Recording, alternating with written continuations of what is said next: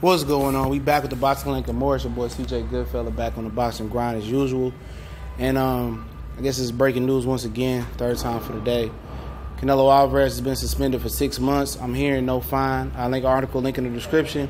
He is already announced to come back September 15th, Mexican Independence Day weekend. And most people already know it's going to be versus Triple G. They haven't announced an opponent, even though Triple G has been consistently taking shots at Canelo for cheating. At the end of the day, Triple G, Gennady Golovkin, is thirsty for a payday. That is why you have Triple G not fighting a bigger name. It ain't because it's on short notice. He had an opportunity to face Billy Joe Saunders in June. You know, Martin Murray was going to be put on the undercard or paid to step aside. He didn't want to do it because he still wants to fight fight Canelo. He said he don't care if Triple G was juiced up.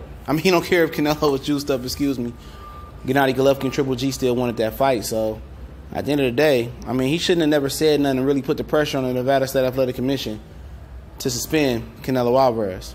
He put that added pressure on there, saying that he had every unfair advantage, from hand wraps not being wrapped right, to the scorecards, to being the super C side in this fight, not the B side, and poor judging and poor officiating, whatever you want to say. He brought up every excuse in the book, said he was already juicing in the first fight. And basically, this is a slap on the wrist. Canelo should be suspended for like a year. And he been cheating, man. He been cheating. I know he had. This is a slap on the wrist. With a 6-month suspension, it helped Nevada save face and it helped Canelo save face.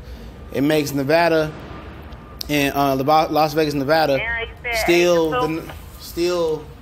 the number one site for Canelo Triple G rematch. It still does. It's still gonna help them generate the money. So at the end of the day, Nevada wins, Canelo wins, and people gonna pretty much, forget about this if he continues to stay clean. The thing that's gonna hurt Canelo, if he rematch Triple G in September, or the dark horse could be Gary Spike Sullivan, because he was already scheduled to face Gary Spike Sullivan, win, lose, or draw versus Triple G in September. If he goes out there and Golovkin blitzes him and knocks him out easily, or just knocks him out and dominates him in a rematch, people gonna say, "Oh, see, without the Clenbuterol, Canelo wasn't shit." So that's what you got to realize and look at in the situation, man. Was he really cheating? I believe he was cheating. He's been cheating for a minute. But at the end of the day, it's boxing. Shit is swept under the rug for certain people, and that's how it is in everyday life. 6 months suspension, I think that's light. He should have been suspended a year, man. From all boxing activities in North America, he should have been suspended across the board. And that's why boxing needs a commission, man. An international, a North American commission, and everything else. Because I don't think it's fair. It ain't fair. All these PED offenders getting slaps on the wrist, paying money, paying fines. He didn't even have to pay a fine, and coming right back and still fighting. They coming back. Nobody's saying, oh, this and that. They cheating and coming right back and still able to make a living. Look no further than Marco Cheeto. Put shit in his hand wraps and they still sanction this guy. He got one eye, they still sanction this guy. Boxing got to do better than this for these cheaters, man. So what's the point of random drug tests if we gonna give these guys a slap on the wrist every time?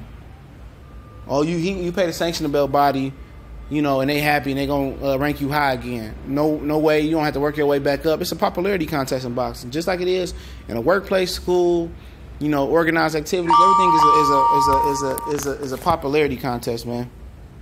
At the end of the day, it's sad. It really is. But it's just something that we got to deal with in boxing. It's something that the fans and this new media stuff, we got to push this. So I'm looking forward to everybody out there doing a video saying how unfair this punishment is and how much bullshit this is, man. No slaps on the wrist, because this was Earl Spence, Keith Thurman, Charlo, anybody on that coincidental list.